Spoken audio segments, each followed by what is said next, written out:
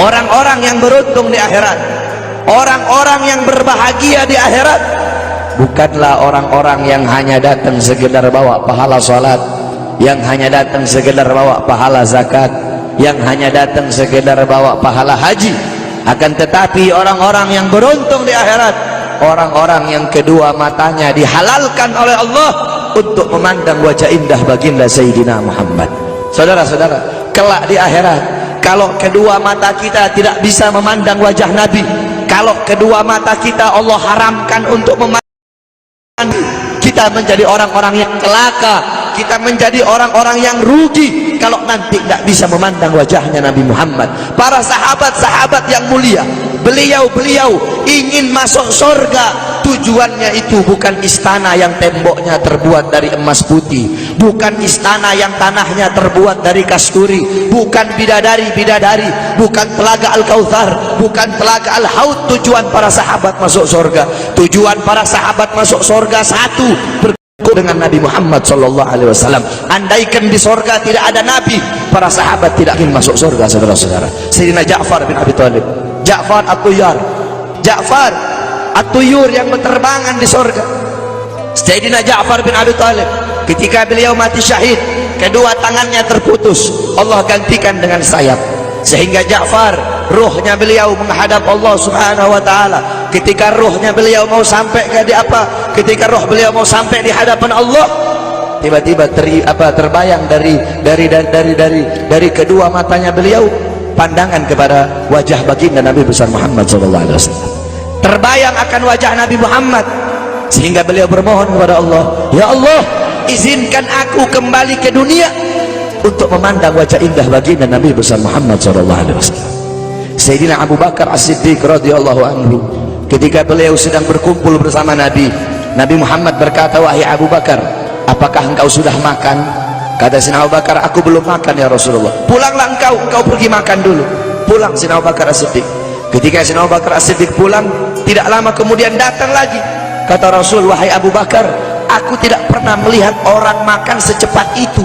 Kok cepat banget engkau makan?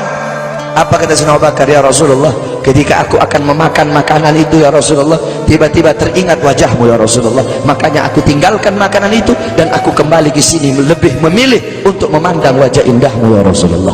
Maka rugi, celaka kalau kelak di akhirat kita tidak bisa memandang wajahnya Nabi Muhammad. Nah, bagaimana caranya biar kita bisa memandang wajahnya Nabi? Bagaimana caranya biar kita bisa berjumpa dengan Nabi? Di akhirat kita tidak bakal bisa berjumpa dengan Nabi. Di akhirat kedua mata kita tidak bakal bisa memandang wajah Nabi kalau di dunia kita jauh dari majlis-majlis Nabi Muhammad. Kenapa? Karena kadar kedekatan kita dengan Nabi kelak di akhirat, jarak jauh atau dekatnya kita dengan Nabi nanti di akhirat, itu menurut kadar kedekatan kita di dunia dari majelis-majelis seperti ini. Jaraknya kita dengan Nabi nanti di akhirat itu menurut jarak jauh atau dekatnya kita di dunia dengan majelis ini. Kalau di dunia kita dekat dengan majelis-majelis ilmu, dekat dengan majelis zikir, dekat dengan para pewarisnya Nabi, dekat dengan penyambung lidahnya Nabi, dekat dengan para ulama, dekat dengan orang-orang soleh, maka kelak di akhirat Allah pun akan kumpulkan kita bersama Nabi Muhammad. Kenapa? Karena majelis seperti ini, perkumpulan seperti ini warisan Nabi Muhammad. Nabi Muhammad tidak mewarisi harta, tidak mewarisi pangkat, tidak mewarisi jabatan, tidak mewarisi emas, tidak mewarisi permata, tidak mewarisi kekuasaan, tidak mewarisi dirham, tidak mewarisi rupiah. Warisannya Nabi ilmu, akhlak, wara, khauf, ikhlas, sabar, takwa, istiqamah, ibadah, qanaah. Ini warisan Nabi Muhammad, sehingga kita duduk di sini untuk menerima warisannya Nabi. Abu Hurairah radhiyallahu anhu, beliau pergi ke pasar, beliau berkata, wahai orang-orang pasar, di masjid sedang dibagi-bagikan warisannya Nabi. Yang berdagang menutup dagangannya, yang berbisnis menghentikan bisnisnya, mereka pergi ke masjid. Ketika mereka sampai ke masjid, mereka bilang, wahai Abu Hurairah, mana katanya sedang di sini cuma ada halago-halago ilmu, cuma ada perkumpulan-perkumpulan ilmu. Apa kata Abu Hurairah? Perkumpulan ilmu, majelis ilmu, itulah warisan Nabi Muhammad. Kita duduk di sini menerima warisannya Nabi. Maka warisan mana yang lebih mulia selain daripada warisan Nabi Muhammad? Wati agung selain daripada warisan Nabi Muhammad. Warisan mana yang lebih berharga daripada warisan Nabi Muhammad? Warisan mana yang lebih bermanfaat selain daripada warisan Nabi Muhammad? Oleh karena itu bersyukur kita kepada Allah, karena Allah jadikan kita hamba-hamba yang duduk di majelis ilmu. Berapa banyak hamba-hamba di luar sana yang belum Allah berikan petunjuk? Berapa banyak hamba-hamba di luar sana hatinya belum Allah gerakkan untuk duduk di majelis-majelis seperti ini? Qala Rasul, ad-dunya mal'un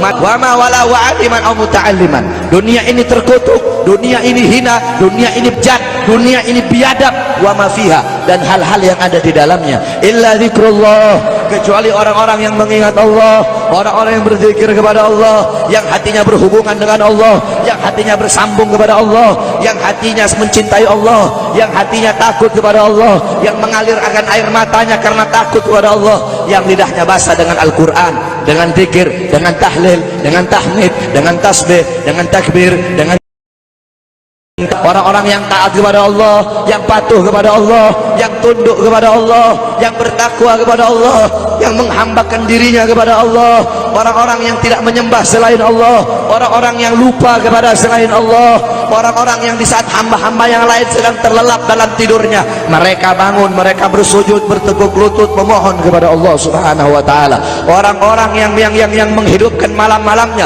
untuk beribadah kepada Allah. Wa aliman, orang-orang yang alim, orang-orang yang soleh, para kiai, para ustadz, para guru-guru agama. Wa muta'alliman, para penuntut ilmu yang suka duduk di majelis ilmu, di pesantren, di masjid, di musalla untuk menuntut ilmunya Allah.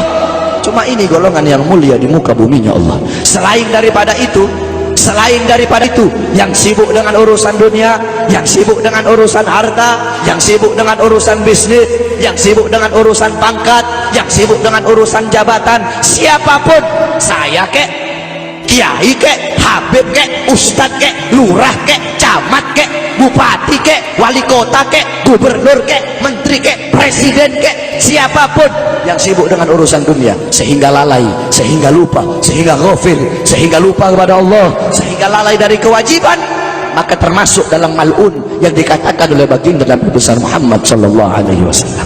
Oleh karena itu bersyukur kita kepada Allah. Ini nikmat yang luar biasa, ini nikmat yang agung. Allah kumpulkan kita bersama ulama, kedua mata kita memandang wajah para ulama, kedua mata kita memandang wajah ulama. Ini suatu anugerah yang luar biasa, saudara-saudara. Di zamannya Syekh Abu Yazid Al-Bustami, ketika itu sedang orang-orang kampung berkumpul, mereka sholat istisqa, mereka sholat minta hujan. Berkali-kali mereka sholat, tapi nggak turun-turun hujan. Akhirnya datang seorang anak muda. Anak muda itu mengangkat tangan dan berkata, Ya Rab, bihaqqi ma fi ra'si inzil matar. Ya Allah, demi hak yang ada di dalam kepalaku, turunkan hujan. Tiba-tiba turun hujan. Orang-orang kampung menghampiri anak muda tersebut dan berkata, wahai anak muda, kami berkali-kali sholat minta hujan, tapi nggak turun-turun hujan. Engkau satu kali kau minta, satu kali kau berdoa kepada Allah dengan membawa hak yang ada dalam kepalamu, Allah terima kau punya doa. Memangnya dalam kepalamu itu ada apa?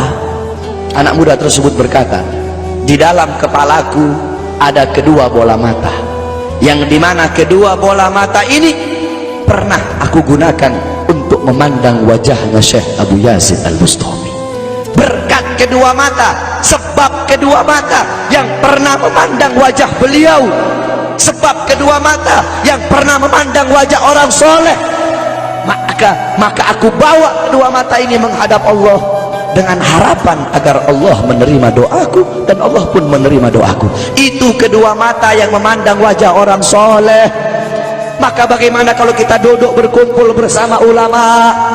Kata Rasulullah, satu kali pandanganmu engkau memandang orang alim, engkau memandang orang ahli agama, pandanganmu itu lebih mulia, lebih baik, lebih utama daripada engkau menyedekahkan 1000 kuda untuk orang-orang yang berjuang di jalan Allah. Fagil Mugaddam Muhammad bin Ali Ba'alawi, di zaman beliau, ketika itu beliau sudah meninggal. Fagil Mugaddam, beliau adalah Ustadzil A'dham, beliau seorang guru besar, beliau Syekhus Syuyuhus Syariah, gurunya para guru-guru syariat, bukan guru syariat para guru-guru syariat.